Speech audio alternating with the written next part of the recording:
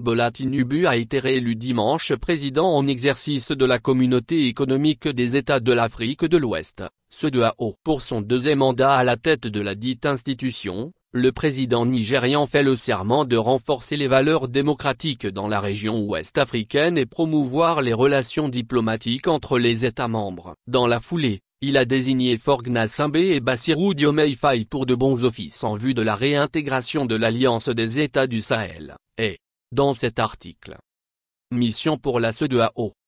Les pays de l'est plus que déterminés. La 65e session ordinaire de l'autorité des chefs d'État et de gouvernement de la CEDEAO s'est beaucoup penchée sur des stratégies à adopter pour un retour du Mali, du Burkina Faso et du Niger qui ont claqué la porte à l'institution en janvier dernier pour diverses raisons. Mission pour la CEDEAO.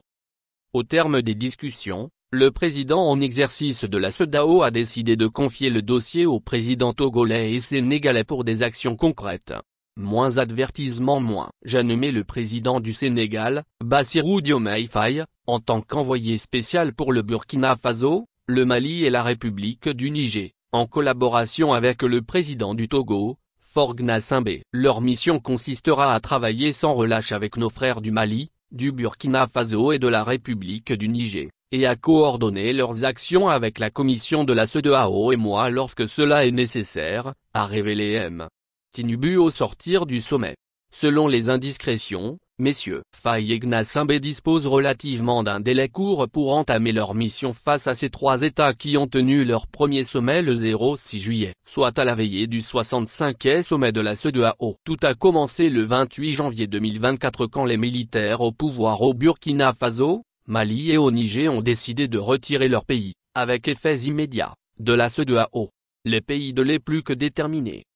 Il pointait l'incapacité de l'institution sous-régionale à répondre aux attentes, préoccupations et aspirations de leurs populations respectives.